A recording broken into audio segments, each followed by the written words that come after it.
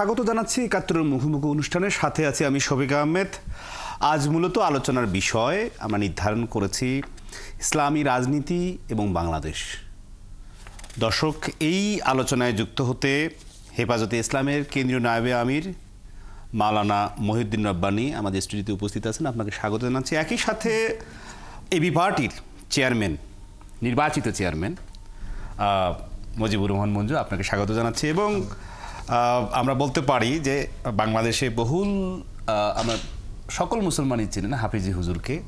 তার প্রতিষ্ঠিত দল বাংলাদেশ খেলাফত আন্দোলনের কেন্দ্রীয় নায়েবে আমির মাওলানা ইলিয়াস মাদানী, আপনাকে স্বাগত জানাচ্ছি। আলোচনার শুরুতেই আমরা আসতে চাই মূলত ইলিয়াস মাদানী আপনার কাছে, যে বাংলাদেশে অনেকগুলো রাজনৈতিক দল আছে এখন, ইসলাম ধর্ম তো একটি, তাহলে এতগুলো রাজনৈতিক দল কেন? এরকম এই প্রশ্ন দিয়ে আমরা শুরু করতে চাই আপনার কাছ থেকে আলোচনা। জি, আপনি। এই প্রশ্নের সঠিক উত্তর, ইসলামী রাজনীতিগুলোর মধ্যে যে মতপার্থক্য, মূলত সকলের উদ্দেশ্য এক অভিন্ন। মানবাধিকার প্রতিষ্ঠা, বৈষম্যমুক্ত সমাজ প্রতিষ্ঠা, অর্থনৈতিক মুক্তি, দুঃশাসন দূরীকরণ, সব বিষয়ে ইসলামী রাজনৈতিক দলগুলো এক অভিন্ন। শাখাগত বিষয় বা পদ্ধতিগত বিষয়ের মধ্যে মতপার্থক্য থাকতে পারে, মৌলিকভাবে ইসলামী দলগুলোর উদ্দেশ্য এক অভিন্ন। সকলেই চায় মানবাধিকার প্রতিষ্ঠা করতে, আইনের শাসন প্রতিষ্ঠা করতে, মানুষের অধিকার প্রতিষ্ঠা করতে, সুশাসন প্রতিষ্ঠা করতে। সকলের উদ্দেশ্য এক অভিন্ন। এই জন্য চেষ্টা হচ্ছে ইসলামী দলগুলো আগামী নির্বাচনে একই ব্যালট বাক্সে নির্বাচন করবে, একজন প্রার্থী থাকবে প্রত্যেক আসনে। এই ধরনের একটা চেষ্টা এখন থেকেই চলছে। ইনশাআল্লাহ আমরা মনে করি যে চেষ্টা অব্যাহত থাকবে এবং সে চেষ্টা আমরা পরিপূর্ণ সফল হবে ইনশাআল্লাহ। আসবো আপনার কাছে আলোচনায়। মূলত আপনি বলছিলেন যে সকল রাজনৈতিক দল একত্রিত হবে, যতগুলো ইসলামিক রাজনৈতিক দল আছে, যদিও আমরা তার বাস্তবতা কতটুকু আছে সেটি আপনার কাছে পরের প্রসঙ্গে আসবো। হেফাজতে ইসলাম তো কেন্দ্রীয়, মানে আপনি কেন্দ্রীয় নায়েবে আমির মাওলানা মহিউদ্দিন রব্বানী। হেফাজতে ইসলাম তো রাজনৈতিক দল নয়, কিন্তু ইসলামী সংগঠন। তো ইসলামিক সংগঠন হলেও আপনারা কিন্তু বিভিন্ন রাজনৈতিক দলের সাথে বৈঠক করেন, এবং সম্প্রতি আপনার বিএনপির সাথে বৈঠক করেছেন এবং একই সাথে এনসিপির সাথে বৈঠক হয়েছে। তো ইসলামী সংগঠন হিসেবে বৈঠককালে কি কথা হয়েছে রাজনীতির বিষয়ে, যদিও আপনার রাজনৈতিক দল নন, বা রাজনৈতিক দল হবেন কিনা আগামী নির্বাচনে? অনেকগুলো রাজনৈতিক দল হয়ে গেছে এর মধ্যে। বিসমিল্লাহির রহমানির রহিম। হেফাজত ইসলাম বাংলাদেশ একটা অরাজনৈতিক ধর্মীয় সংগঠন। হেফাজত ইসলাম বাংলাদেশের 13 দফা ভিত্তিক একটা সংগঠন। এটা ইসলামী এই 13 দফার ভিত্তিতে সংগঠন প্রতিষ্ঠিত হয়েছে। এই প্রতিষ্ঠা লগ্ন থেকে না, আমার প্রশ্ন ছিল যে আপনারা রাজনৈতিক দল না হয়ে ধর্মভিত্তিক সংগঠন হয়ে আপনারা বিএনপির সাথে এনসিপির সাথে আলোচনা করছেন, এটাই বলছি। কি আলোচনা হয়েছে? জি, অরাজনৈতিক দল হইলেও আমরা তো এই দেশের এক জনগণের একটা অংশ।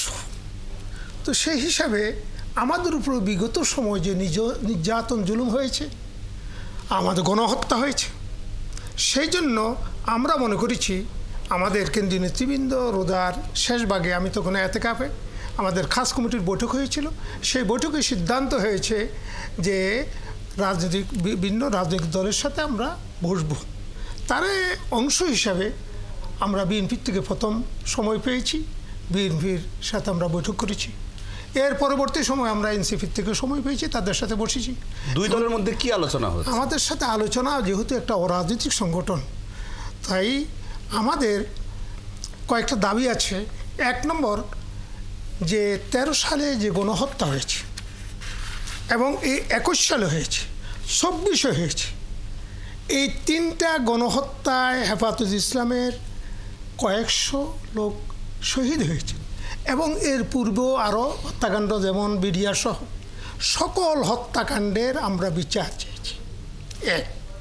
এবং আমাদের মামলাগুলো প্রত্যাহারের জন্য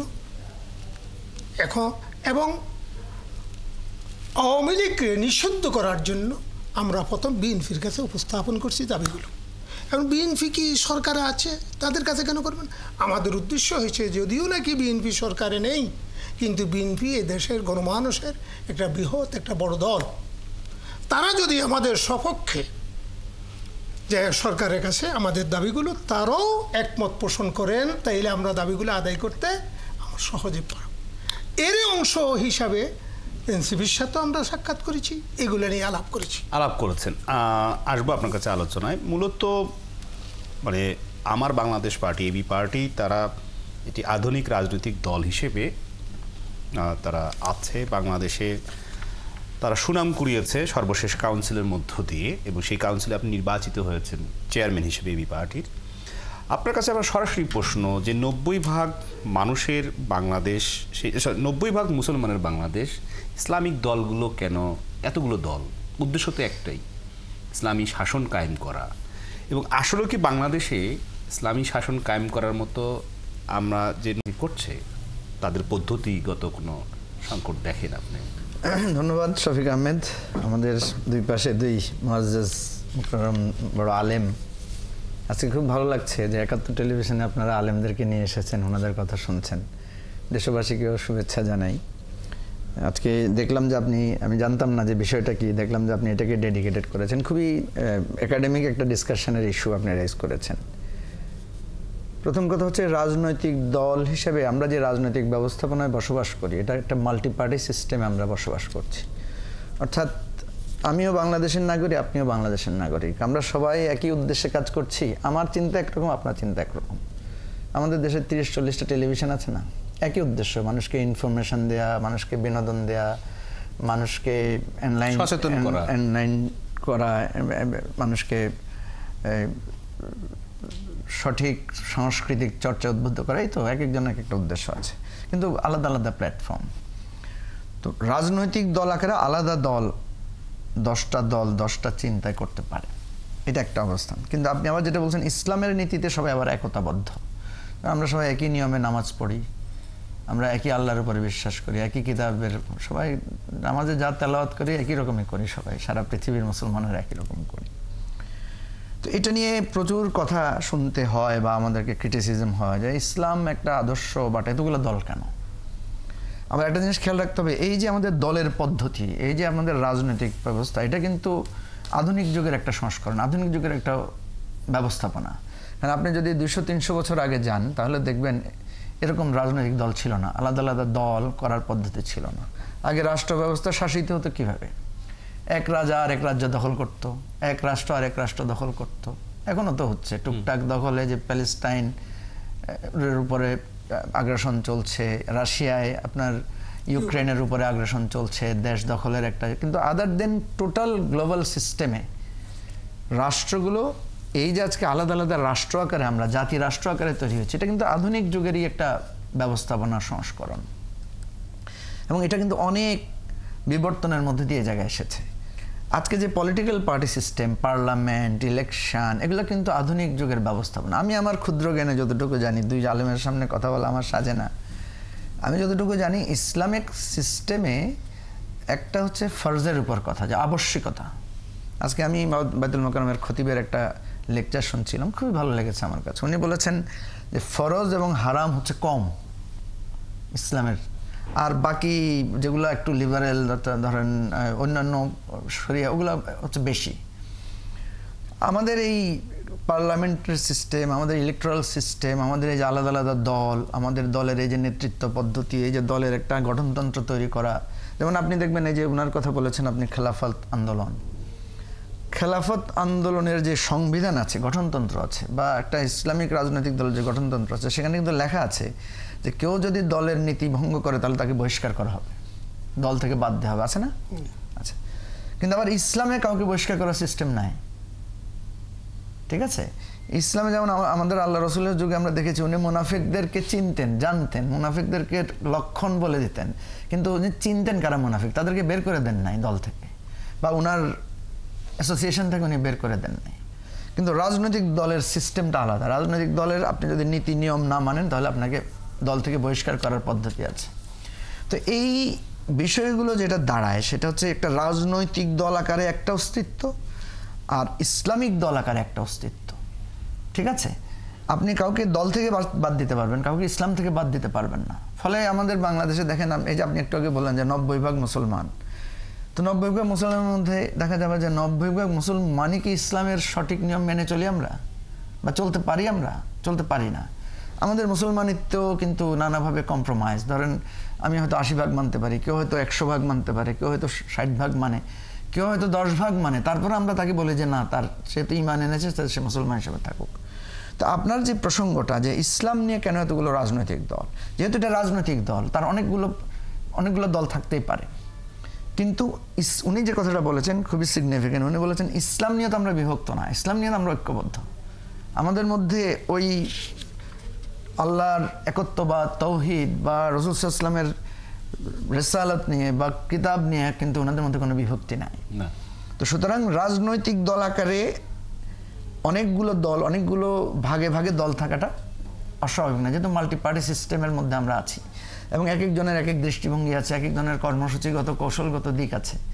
কিন্তু ইসলামের জায়গায় আমি মনে করি আবার বিএনপি বলেন, আওয়ামী লীগ বলেন, মানে হেফাজত ইসলাম বলেন, খেলাফত বলেন, জামাত বলেন, এবি পার্টি বলেন, ইসলামের জায়গায় কিন্তু আমাদের কারো কোনো মৌলিক বিভেদ নাই। আমরা সবাই কিন্তু মুসলমান ওই জায়গায়, এবং ওই জায়গায় সবাই মুসলমান বলে আপনি কয়েকদিন আগে দেখবেন যে যদিও এটা শুধু মুসলমানদের বিক্ষোভ ছিল না, সেখানে সব ধরনের প্রতিবাদীরাই সেখানে অংশগ্রহণ করেছে। প্যালেস্টাইন ইস্যুতে সবাই কিন্তু আবার এক জায়গায় এসেছে, এক জায়গায় দাঁড়িয়েছে। সেখানে কিন্তু ওই জায়গায় ঐক্যবদ্ধতা, এবং ইভেন আপনি যদি দেখবেন এবারের যে আমাদের 5ই আগস্ট জুলাই বিপ্লব হয়েছে, সেখানে কিন্তু আমি খুব মজা করে বলি যে সেখানে সবাই কিন্তু একীভূত হয়েছে। কেন হয়েছে? কারণ তারা এক একজন এক একভাবে এটাকে ব্যাখ্যা দিয়েছেন।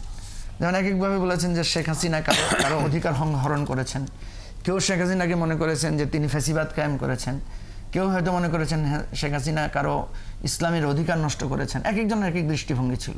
যেমন যে মেয়েটা হল থেকে বেরিয়ে এসেছে মিছিলে, আবার যে ছেলেটা হাঁটাজারি মাদ্রাসা থেকে বেরিয়ে এসেছে, উভয়ের কিন্তু বক্তব্য ছিল একই, উভয়ের বক্তব্য ছিল একই জায়গা থেকে তারা আন্দোলন করেছে। আমরা বিশেষ করে আলোচনায় আসব যে জুলাই আগস্ট আন্দোলনে কিভাবে হেফাজতে ইসলাম এবং আমরা বলতে পারি যে খেলাফত আন্দোলন সহ ইসলামিক রাজনৈতিক দলগুলো কীভাবে ভূমিকা রেখেছিল, এবং আমি নিজে এবি পার্টির ভূমিকা রাজপথে নিজেই দেখেছি। আবারও স্বাগত জানাচ্ছি ৭১ মুখোমুখি অনুষ্ঠানের সাথে আছে আমি শফিক আহমেদ। এই আলোচনায় যুক্ত আছেন হেফাজতে ইসলামের কেন্দ্রীয় নায়েবে আমির মাওলানা মহিউদ্দিন রাব্বানী, আপনি আছেন, এবং আলোচনার শেষ মুহূর্তে আপনার কাছে ছিলাম আমরা। তার আগে আমার বাংলাদেশ পার্টি অর্থাৎ এবি পার্টির চেয়ারম্যান মুজিবুর রহমান মঞ্জু আপনি আছেন, এবং বাংলাদেশ খেলাফত আন্দোলনের কেন্দ্রীয় নায়েবে আমির মাওলানা ইলিয়াস মাদানী আপনিও আলোচনায় ছিলেন। কিন্তু আপনার কাছে আবার আলোচনায় আসতে চাই যে বাংলাদেশে প্রায় 18 কোটি 19 কোটি মানুষ, তার মধ্যে 90% যেটি আমরা বলেছি যে মুসলমান।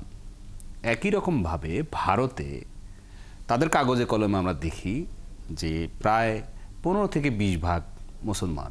সেই সংখ্যা যদি আমরা হিসেব করি আলাদা দেশ হিসেবে, গোটা ভূখণ্ডের যে মুসলমান পাকিস্তানের তার চাইতে সংখ্যায় বেশি কিন্তু ভারতে। একই রকমভাবে বাংলাদেশের যদি সংখ্যা হিসেব করা যায় তার চাইতে বেশি মুসলমান হচ্ছে ভারতে বসবাস করে।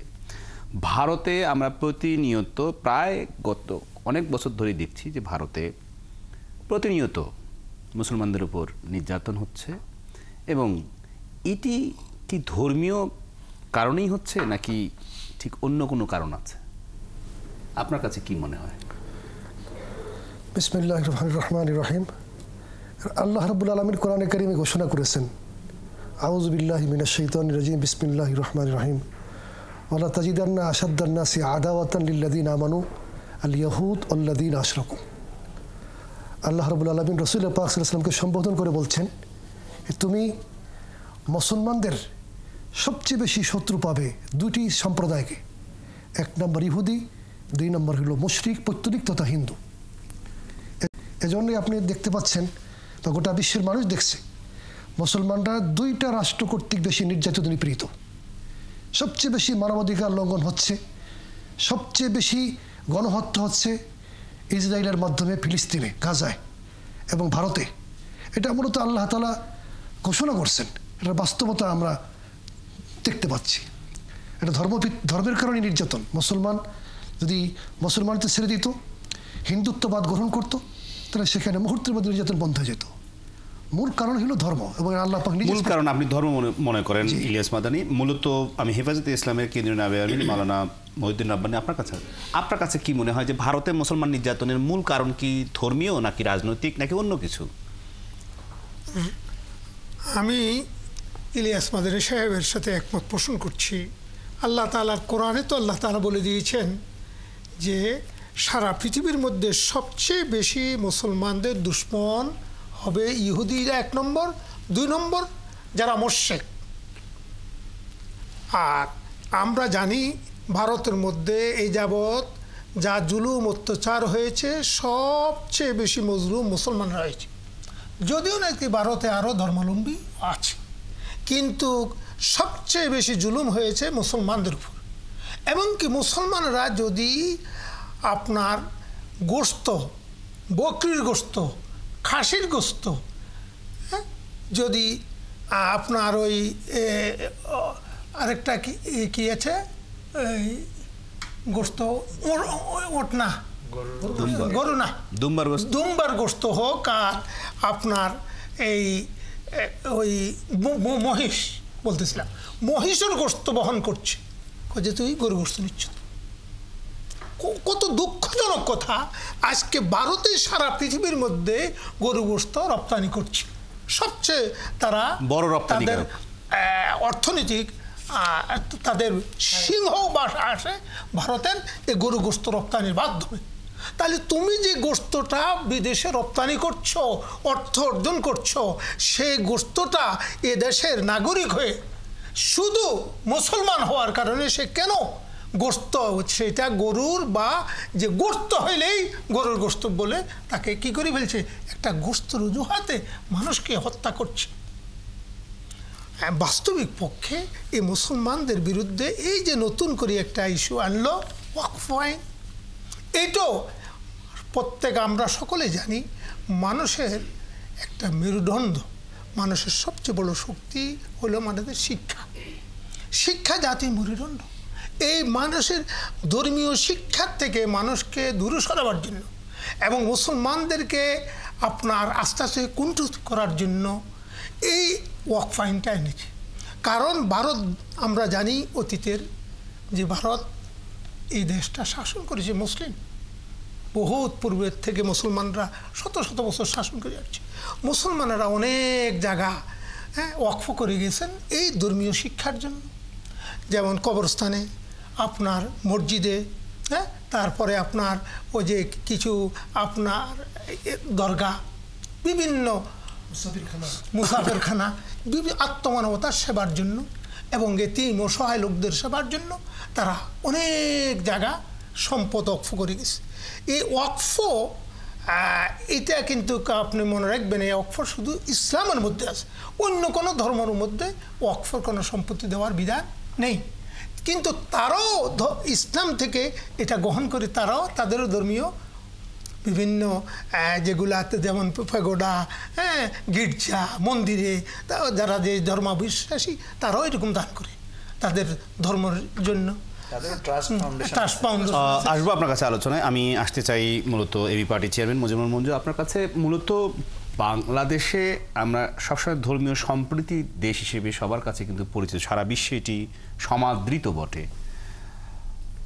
ভারতের মুসলমান নির্যাতনের জন্য ভারতের পলিসি দায়ী, নাকি সরকার দায়ী, নাকি এখানে মুসলমানদের শুধু ধর্ম দায়ী, মানে ধর্মের কারণে ইমান? প্রথমত আমি মনে করি যে ধর্ম কোনো কিছুর জন্য দায়ী না। কারণ আপনাকে আমি বলি, সেটা হলো যে প্রত্যেক যারা ধার্মিক প্রত্যেকে তার ধর্মকে কিন্তু শ্রেষ্ঠ মনে করে। আমরা মুসলমানরা যেরকম মনে করি আমার ধর্ম শ্রেষ্ঠ, একজন হিন্দু সে কিন্তু ওর ধর্মকে ভালো জানে বলেই তো সে হিন্দু।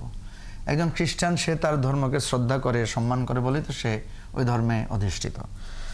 এবং যার কারণে ইসলামের একটা নীতি হচ্ছে যার যার ধর্ম তার তার, একটা কথা আছে না যে লাকুম দিন কুমলিয়া দিন, যে যার খোদা যার দিন তার জন্য, এবং যাতে কেউ কারো উপরে চাপ সৃষ্টি না করে। এগুলো আমরা ধরেন একটু খুব সেন্সিটিভ আলোচনা, এখানে দুইজন বিজ্ঞ আলেম আছে বলে আমি ওই প্রসঙ্গে আলোচনা করতে চাই। প্রথম কথা হচ্ছে যে ধর্মের মৌলিক নীতি অনেকের কাছে বেটার। যেমন ধরুন কোনো ধর্মে কি মিথ্যা কথা বলা মানে জায়েজ বা পারমিটেবল? বৈধ না। কোন ধর্ম কি আরেকজনের সম্পত্তি হরণ করাকে বৈধ বলেছে? আরেকজনকে হত্যা করাকে ন্যায়সঙ্গত বলেছে? বলা নাই। ধর্মের মৌলিক কথাগুলো ম্যাক্সিমাম জায়গাতেই মিল আছে। কোথায় অমিল? যেমন আমরা এক স্রষ্টাকে মানি, তারা একাধিক স্রষ্টাকে মানে। তাদের ধর্ম উপাসনার সিস্টেম একরকম, আমাদের এবাদতের পদ্ধতি একরকম, আমাদের এক ধরনের বিধিবিধান আছে, তাদের একরকম। তাদেরও কিন্তু উপবাস আছে, অন্য ধর্মে উপবাস আছে, আমাদের রোজা আছে, এই যে নানা রকমের ব্যাপার আছে। এখন কথা হচ্ছে প্রত্যেক ধর্মে কিন্তু বিকৃত লোক আছে। আমাদের ভান্ডারি আছে না, আমাদের লোকেরা মাজার আছে না, সারা পৃথিবীতে তো ধরেন মুসলমান ধর্মের লোকদের মধ্যে মাজার আছে, এবং আলেমরা কিন্তু এগুলোকে নাজায়েজ ফতোয়া দেয়, কিন্তু গ্রেটার অ্যাসপেক্টের সাথে মুসলমান। এখন প্রশ্ন হচ্ছে এই যে হিন্দু ধর্মের মধ্যে যে একটা উগ্রবাদিতা, যারা যেমন ধরেন আপনি এই যে বলছেন যে আমার এই মসজিদের নিচে আমার মন্দির ছিল, এটা দখল করে এখন করা হচ্ছে, ধরেন আপনি একটা মতবাদ দিয়ে দিলেন, এটা উগ্র মতবাদ। পৃথিবীতে কেউ না একটা সময় তো ছিল। আমার 10 পুরুষ আগে কাউকে দেখা যাবে যে হয়তো বুদ্ধিস্ট ছিল, বা আরো 15 বছর পুরুষ আগে কেউ হয়তো হিন্দু ছিল। আমরা তো নতুন করে তো মুসলমান হয়েছি, কেউ না কেউ তো ধর্ম তো গ্রহণ করেছি, কেউ না কাউকে তো ধর্মে দীক্ষিত করেছি। এখন আমি যদি ইতিহাসের দিকে যেতে চাই, যেমন যেটা ভারতে এই কাজগুলো বেশি হয়, সেটা হচ্ছে যে হুট করে এসে বলল যে এই মসজিদের নিচে মন্দির ছিল, বা এটা আগে হিন্দুদের সম্পত্তি ছিল, এখন এটা মুসলমানরা দখল, আমাদের পূর্বপুরুষরা দখল করেছে, এরা করেছে, আমরা এখন এদেরকে উঠাই দেব।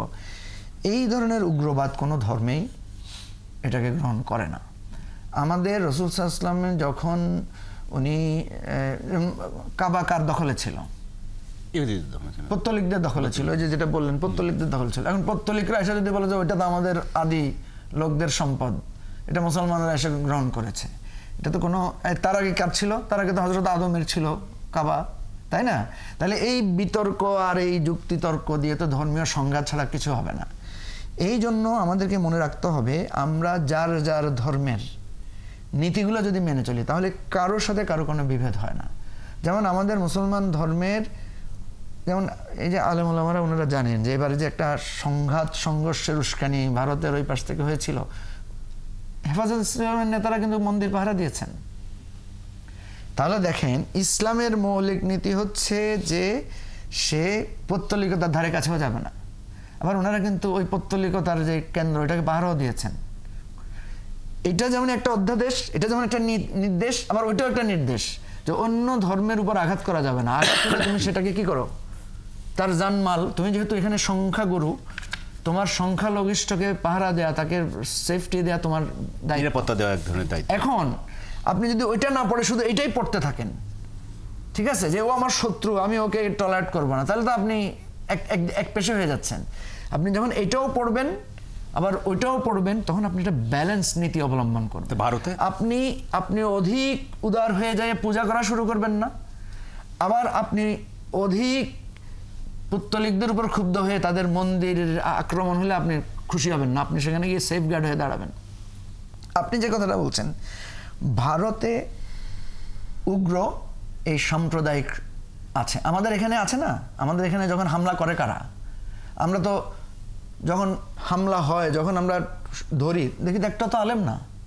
দেখেছেন আপনি এ পর্যন্ত? ওই যে কুমিল্লায় দেখলাম মন্দিরে কি গিয়ে কোরআন শরীফ দিয়ে একটা উস্কানি তৈরি করে একটা মব তৈরি করেছে, কারা করেছে? খুঁজে দেখা গেলো সে আওয়ামী লীগের লোক, খুঁজে দেখা গেলো সে হিন্দু লোক।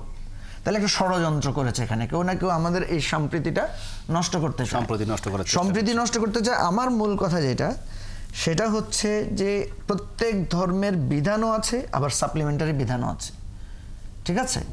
আপনার দরিদ্রকে সাহায্য করার কথাও বলা হয়েছে, আবার দরিদ্রকে সাহায্য করে তাকে খারাপ পথে নেওয়া যাবে না, এই জন্য বলছে যে ভিক্ষাকে অনুৎসাহিত করার কথা বলা হয়েছে। দুইটা অ্যাপারেন্টলি দেখলে আপনার কাছে মনে হবে না দুইটা পরস্পর বিরোধী না, এটা পরস্পর সম্পূরক। কথা বুঝেছেন? ঠিক তেমনিভাবে আমরা যদি এই জ্ঞানটা রাখি এবং এই ব্যালেন্স শিক্ষাটা যদি অর্জন করতে পারি, তাহলে হবে না। ভারতে আনফর্চুনেটলি এটার প্রবণতাটা বেশি, আমাদের দেশে এটা কম। কেন কম? আমাদের দেশের আলেম ওলামারা এই জিনিসগুলোতে সচেতন, এবং আমাদের এখানে আমি প্রচুর দেখেছি, আমি বহু মাদ্রাসায় গিয়ে দেখেছি কর্মচারী হিন্দু। আমি বহু আলেম ওলামার পরিবারের সাথে দেখেছি যে উনি একটা হিন্দু পরিবারের সাথে তার খুব হৃদ্যতা আছে, এবং অনেককে আমি দেখি, অনেক আলেমকে দেখি যে চুল কাটতে যায়, একজন বিশ্বস্ত যে চুল কাটে হয়তো হয়তো সে হিন্দু সম্প্রদায়ের লোক, উনি কখনো তাকে অচ্ছুত মনে করে না যে ওর ও আমাকে ধরলে আমাকে কিন্তু কোনো মুসলমান মনে করে, আবার কোনো হিন্দু একইটা মনে করে যে হিন্দুকে ধরলে আমার জাত চলে যাবে, আবার একইভাবে সেটা করে। শুধু তা তো না, ধর্মের মধ্যেও তো এই ধরনের প্রবলেমগুলো আছে।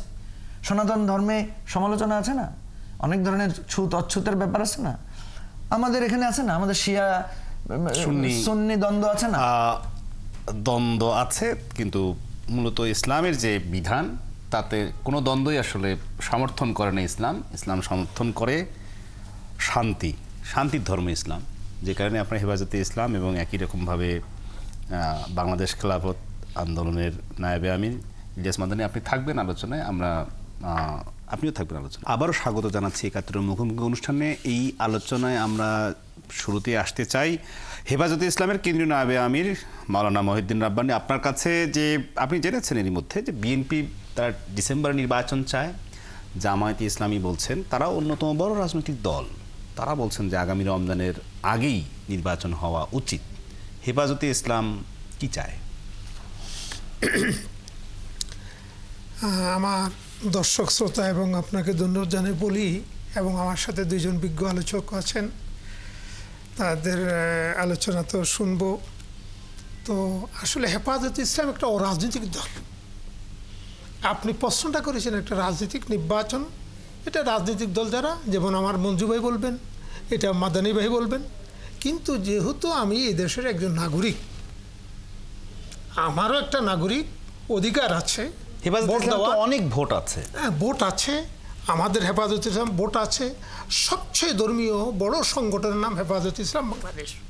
হেফাজতে ইসলামের ইতিহাস, এটা যদি আপনার এই জাতি ভুলে যায় তাইলে এই জাতি মনে হয় এদের নতুন আবার পুনর্জাগরণ করতে হবে জাতিকে। কিন্তু আপনার কাছে প্রশ্ন ছিল যে হেফাজতে ইসলামে অনেক মানুষ, অনেক ভোটার, তারা কি নির্বাচন ডিসেম্বরে চায় নাকি জামায়াত? হেফাজতে ইসলাম বাংলাদেশে এটাই বলছিলাম যে অরাজনৈতিক একটা দল হিসাবে, সংগঠন হিসাবে কবে নির্বাচন হবে, কবে দিবে, এটা যারা রাজনীতি করবেন তারা জবাব দিবেন। তারপরও দেশের নাগরিক হইয়া আমি বলতে চাই, এই সরকার ক্ষমতা আসছে ৮ মাসের মতো চলছে, আমরা আশা করি তারা দ্রুত যে সংস্কারগুলো প্রয়োজন দ্রুত সংস্কার করে, না অন্তর্বর্তীকালীন সরকার, ওনারা অন্তর্বর্তীকালীন, তাহলে অন্তর্বর্তীকালীন হিসাবে তারা একটা জাতীয় নির্বাচন দিয়ে যাদেরকে দেশবাসী ক্ষমতায়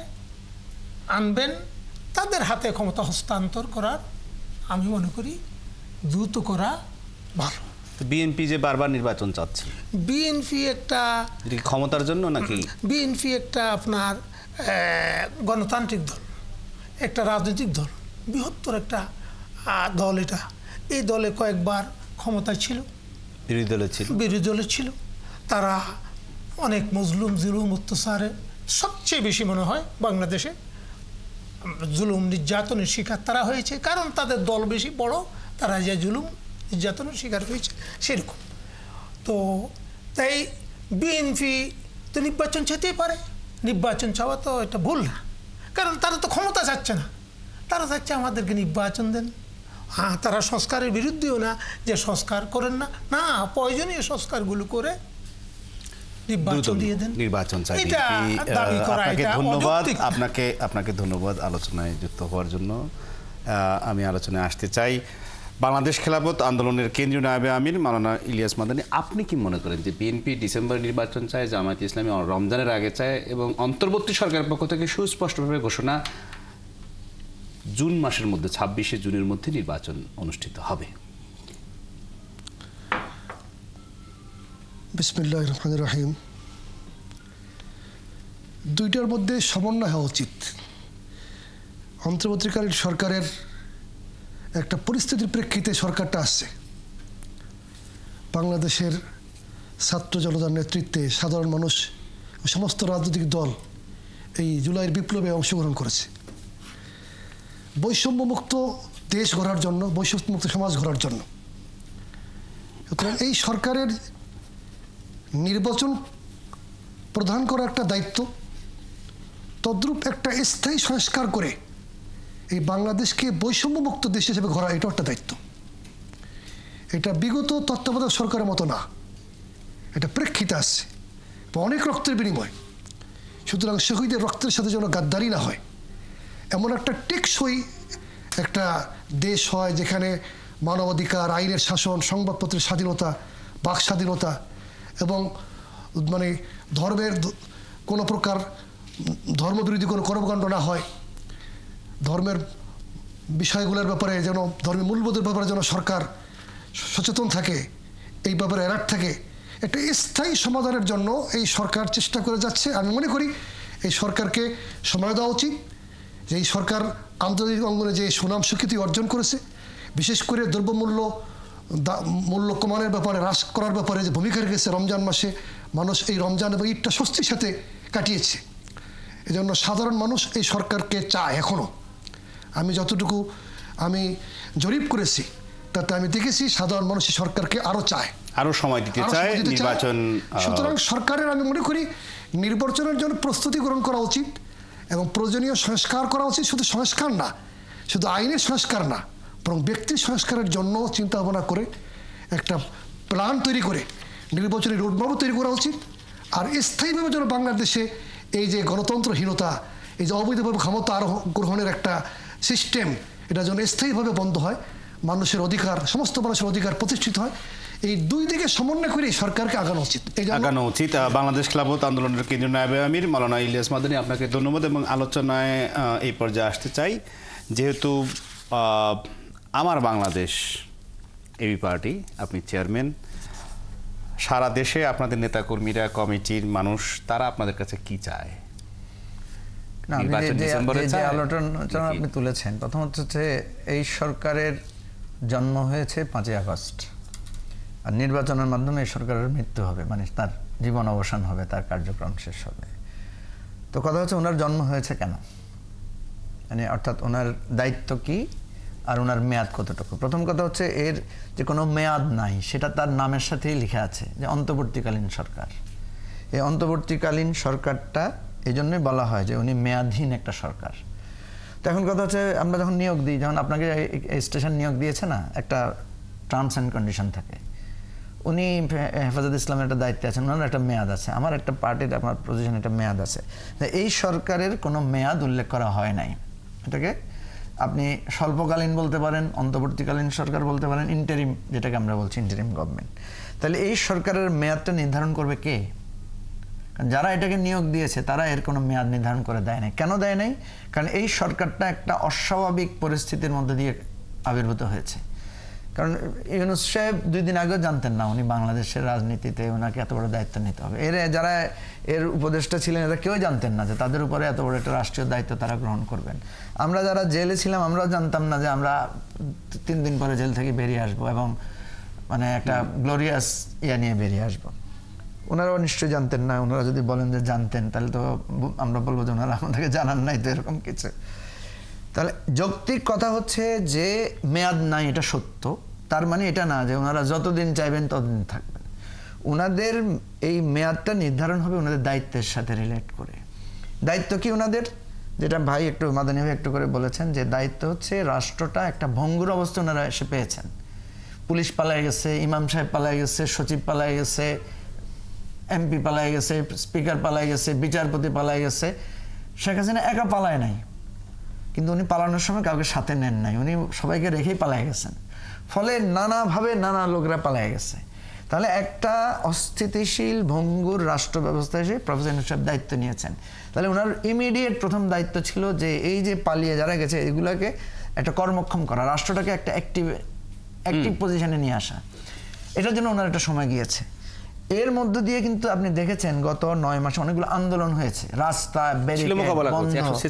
146টার মতো আন্দোলন হয়েছে। এখন আন্দোলন এটা একটা পরিবর্তন, যে আগে কেউ এই সরকারের বিরুদ্ধে কিছু বলতে পারতো না, এখন দেখি প্রধান উপদেষ্টার বাড়ি ঘেরাও করে, এখন দেখি সচিবালয় ভেঙে দেয়াল ভেঙে ছেলেরা ঢুকে যাচ্ছে।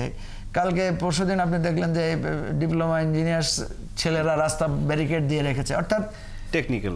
একদিকে আমাদের রাস্তা বন্ধ, এটা সত্য, আরেকদিকে হচ্ছে যে যার দাবি নিয়ে কি করতে পারছে, উপস্থাপন করতে পারছে। কিন্তু আপনার কাছে প্রশ্ন ছিল ডিসেম্বরে নাকি কিন্তু বাইতুল মোকাররমের খতিব নিয়োগ দিতে হয়েছে নতুন করে একজনকে, তাই না? এটাও তো একটা সময় লাগছে তার জন্য। আরো অনেক কথা আপনাকে বলো। কথা হচ্ছে যে এই দায়িত্বগুলো পালন করার পরে এরপর ধরেন দ্রব্যমূল্য বাড়লে আমরা সরকারের বিরুদ্ধে সমালোচনা করছি, কোনো একটা দুর্নীতি অনিয়মের কথা শুনলে স্বৈরাচারকে ফেসিবাদকে এখনো তারা রেখে দিয়েছে বিভিন্ন জায়গায়, সেটাই আমাদের অসন্তোষ আছে। অর্থাৎ এই যে তার দায়িত্ব এবং কর্তব্য পালন করতে গিয়ে তাকে একটা পরিস্থিতি পেরিয়ে গিয়ে তাকে নির্বাচন, বললাম তার মৃত্যুটা হবে, তার বিদায়টা হবে নির্বাচনের মাধ্যমে। সেই বিদায়টা নেয়ার জন্য তাকে একটা স্পেস, তাকে একটা পজিশন আপনাকে দিতে হবে। এখন কিন্তু আমরা একটা এন্ডিং জায়গায় চলে এসেছি। বিএনপি বলেছে কাট অফ টাইম ডিসেম্বর, সরকার বলছে আমার কাট অফ টাইম জুন। তাহলে পার্থক্যটা একটা জায়গায় আমরা এতক্ষণে আসতে পারছি যে ওনারা একটা ধারণা আমাদেরকে দিয়েছেন। বিএনপি বলছেন যে ডিসেম্বরের মধ্যে এটা সম্ভব, সরকার বলছে আমাকে জুন পর্যন্ত সময় দিলে আমি সব কিছু শেষ করে আমি ইলেকশন দিতে পারবো। এখন হচ্ছে ওই ভাই যেটা বলেছেন, এখন জনগণের কথা, জনগণ কি চায়, জনগণ কি আপনার দলের নেতাকর্মী সারা দেশ থেকে আপনাদের কাছে কি দাবি জানায়? আমার দলের পজিশন অত্যন্ত পরিষ্কার। আমরা মনে করি সরকার যদি আন্তরিক হয় তাহলে ডিসেম্বর টু ফেব্রুয়ারির মধ্যে ইলেকশন দেওয়া সম্ভব। কারণ হচ্ছে ফেব্রুয়ারির পরে অস্পষ্টতা আছে, দেশের আবহাওয়া নানা অনিশ্চয়তার বিষয় থাকতে পারে। বাট আমি বলেছি যে আমাদের দল হচ্ছে ফ্লেক্সিবল। আমরা মনে করি আলাপ আলোচনা করে, এই সরকারকে তো আমরা বসিয়েছি আলাপ আলোচনা করে, তা আলাপ আলোচনা করে সবাই যদি একমত হয় ঠিক আছে, এটা তো যুক্তির ব্যাপার। সরকার বলবে যে আমার জুন লাগবে এই কারণে, আমি এই কাজটা করতে চাই, এটার জন্য আমার জুন পর্যন্ত লাগবে। তো ভাই এটার যদি যৌক্তিক হয়, এটা যদি লাগে, আমার আর ওনার মধ্যে পার্থক্য থাকবে কেন? আমরা সময় দিতে অসুবিধা কি? ঠিক না? আমাদের অবস্থানটা হচ্ছে আমরা ফ্লেক্সিবল। বিএনপি হচ্ছে বিএনপি রিজিড। বিএনপি বলতেছে যে না, এটা ডিসেম্বরের পরে যেতে পারবে না। আমরা বলছি ডিসেম্বরের মধ্যে সম্ভব, কিন্তু সরকার যদি আর্গুমেন্ট দেয় এমন কোনো বিশেষ, সরকার কিন্তু এখানে অস্পষ্টতা আছে, সরকার স্পষ্ট করে বলছে না সে জুন পর্যন্ত কেন লাগবে সেটা বলতে অসুবিধা কোথায়? আমরা এটাতে সরকারকে সমালোচনা করছি যে আপনি একটা গাইডলাইন দেন, আপনি একটা রোড ম্যাপ দেন, কেন আপনার জুন পর্যন্ত লাগবে, কেন মনে করছেন? সেটা দিয়ে মানুষকে বলেন, মানুষ যদি এগ্রি করে, বিএনপির এক কথায় তো আর রাষ্ট্র চলবে না, রাষ্ট্র তো জনগণের। নিশ্চয়ই বিএনপির একার কথায় নয়, সকল দলের রাজনৈতিক সিদ্ধান্তে এই অন্তর্বর্তী সরকার এবং সমর্থনে বিএনপির ওই আর্গুমেন্টটা খুব স্ট্রং যে রোড ম্যাপ দিতে হবে, সরকার একটা রোড ম্যাপ দেখ। ঠিক আছে, তাহলে আলোচনাটা আমরা যদি এভাবে শেষ করি যে বিএনপি যে দাবি করছে সেটি আপনারা যৌক্তিক মনে করছেন, কিন্তু সরকারকে তার একটা রোড ম্যাপ দিতে হবে যে কেন ডিসেম্বর জুন পর্যন্ত। একই রকম ভাবে হচ্ছে বিএনপি আর্গুমেন্ট দেখ যে ডিসেম্বরের মধ্যে এই সম্ভব, ওটা তো দিতে হবে, আর সরকারও দেখ যে জুনের মধ্যে এইভাবে সম্ভব। একই রকম ভাবে আপনি বলছেন যে রাজনৈতিক দলগুলো যদি ঐক্যমত্যের ভিত্তিতে হয় সেটি সবার কাছে গ্রহণযোগ্য হবে, জনগণও মেনে নেবে। একই রকম ভাবে আমি মনে করি যে ইসলামী মানে বাংলাদেশ খেলাফত আন্দোলনের তাদের দলের নেতাকর্মীরা মেনে নেবেন। একই রকম ভাবে আমরা বলতে পারি যে হেফাজতে ইসলামের অসংখ্য মানুষ মেনে নেবেন, এবং এবি পার্টি সারা দেশে যারা নেতাকর্মী আছে তারা এবি পার্টির পক্ষ থেকে মেনে নেবেন।